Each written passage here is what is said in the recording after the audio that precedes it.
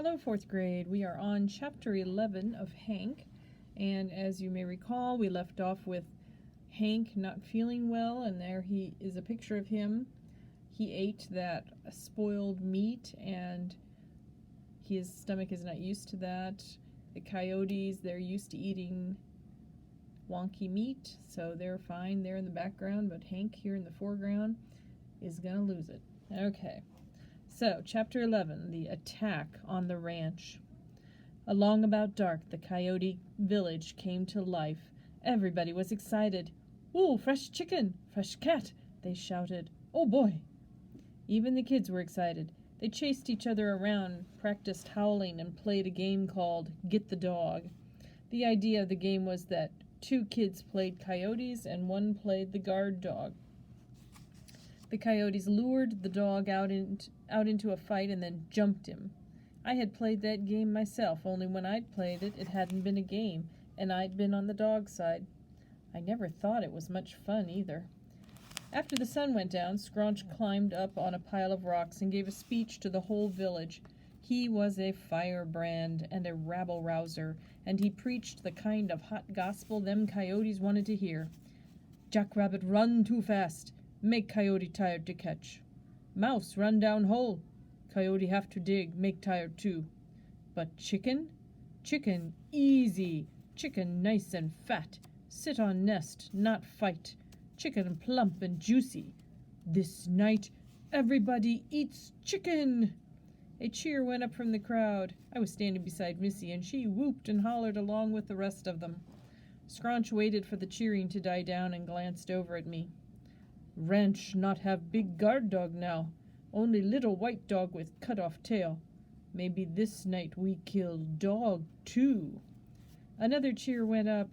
Scrunch watched me with a half smile on his face.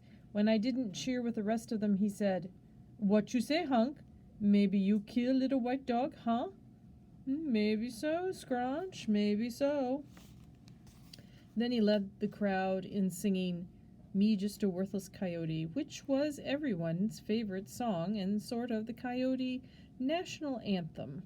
I noticed that it brought tears to old Chief Gut's eyes. Guess it brought back memories of his younger days. When the song started, Rip and Snort came over to where I was and wanted to harmonize, just the way we did that night we went carousing. I tried, but didn't feel much like singing. But Rip and Snort bellowed and howled, and had themselves a big time. They were all excited about the raid, and they got into an argument over which one was going to give Drover the worst whippin'. Listening to them snarl at each other, I got a funny feeling about the good old boys. They have a way of changing into mean old boys, and pretty quick. The singing stopped, and it was time to start the raid. Scrunch led the whole village in a howl, and then those of us who were going on the raid lined up in single file. Missy came over to tell me goodbye. "Hunk have good fight. Bring back fat chicken. Prove to everybody that he good coyote." "Thanks, Missy. I'll do my best." "Then we marry have 7-8 little pup." 7 or 8? She gave a yip and a howl. "Maybe 9-10. Oh boy." She nuzzled me under the chin, stepped back, and gave me a smile. Geez, she had a pretty face. But you know what?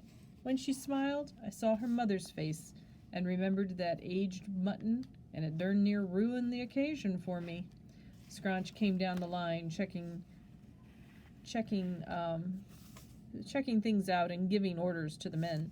When he came to me, he gave me a hard look.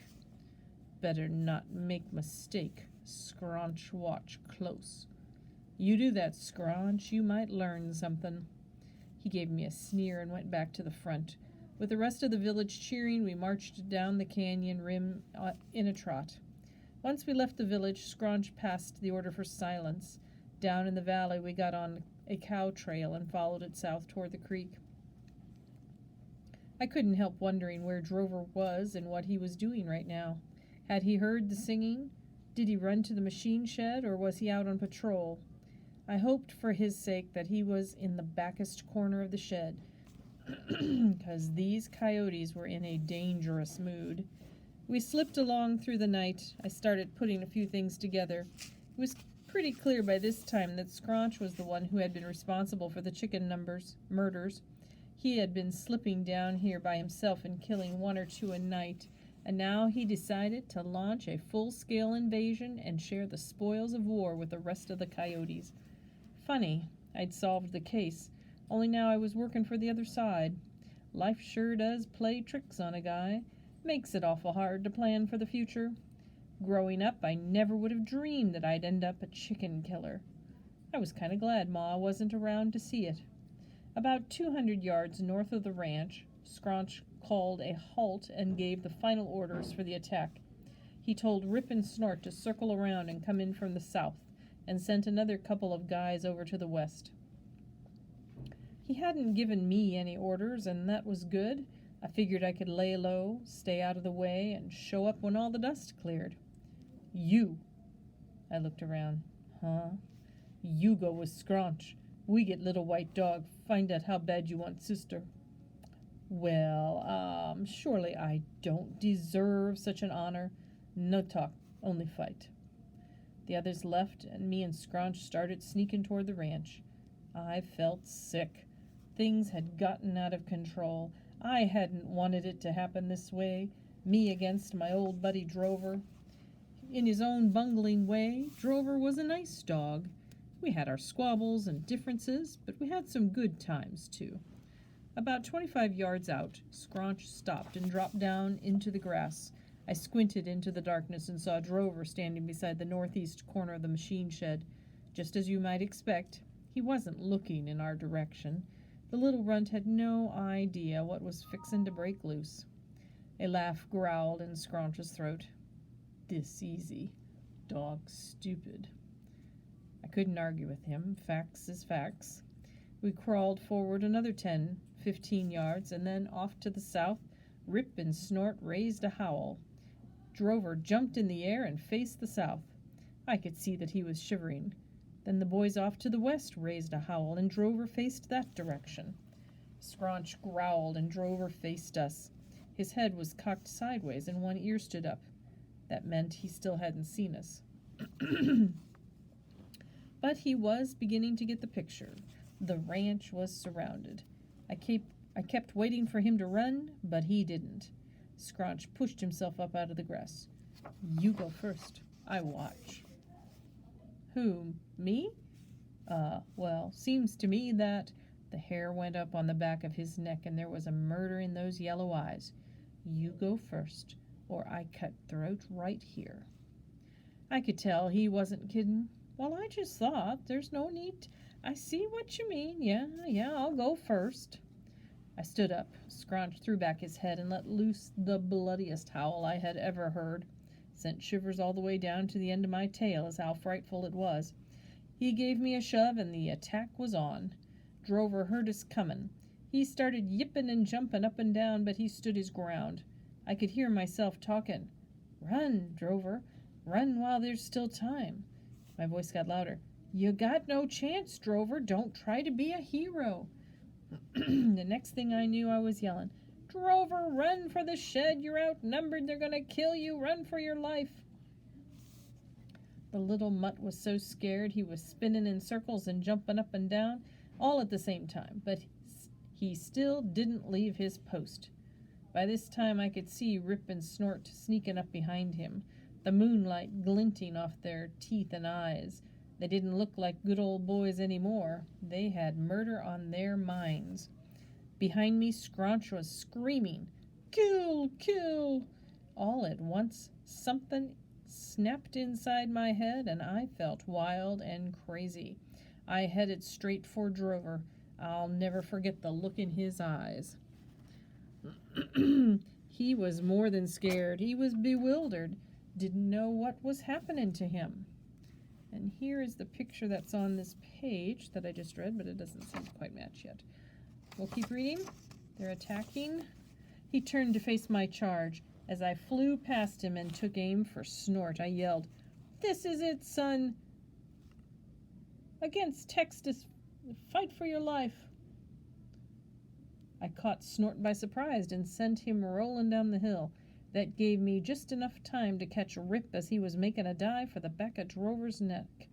hit him in midair, and knocked him on his back. By this time, Scraunch had plowed Drover under and was standing on top of him, ready to tear out his throat. I lit right in the middle of his back and got a bite on his right ear that started chewing. That took his mind off Drover. He jumped straight up and pitched me off. I got to my feet and he got to his feet, and we faced each other. "Call off your boys, Scraunch. Let's make it me and you, 1-on-1. He grinned. "Chicken dog, die for this." I had a little piece of his ear in my mouth and I spit it out at his feet. Out of the corner of my eye I saw a light come on in the house. That was my only hope. If High Loper didn't hurry and get his pants on and grab a gun, I was a dead dog. "Seems you lost a piece of one ear, Scraunch. If you'll come a little closer, I'll work on the other one so they'll match." Scraunch cut his eyes toward Rip and Snort. "Get him." Rip and Snort gave me kind of a mournful look. It was a decision time for them. They had to choose between an old drinking buddy and their own flesh and blood. "Get him." They licked their lips and swallowed and glanced at each other, and then they chose flesh and blood. They started creeping toward me. "Drover," I said in a low voice, "keep 'em off my back, son, or we're finished." Drover squeaked. He was too scared to talk. Rip and Snort and the other two coyotes started closing in on me. "Hunk, stupid dog," said Scraunch. "Stupid dog, pay with life." "You could be right, Scraunch, but you've got to do it." We were totally surrounded, and it was every man for himself. I figured I might as well leave this old life with another piece of Scraunch's ears, so I made a dive at him. We collided and went up on our hind legs. I boxed him across the nose, and he boxed me right back. Made my eyes water. I clawed his hip, and he clawed mine. I went for his ear, and he went for mine. We chewed and snapped and snarled and growled.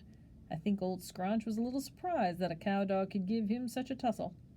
I was holding my own until they jumped me from behind. 2 or 3 of them didn't get a good count, but it was plenty to finish me off. They wrestled me to the ground, throwed me on my back, and pinned me to the ground. Scraunch walked up and straddled me, showing his big, sharp teeth. "Now you die." He went for my throat, and I heard St. Peter blowing his horn. And that's the end of the chapter. That was a short one. Okay, till next time, boys and girls.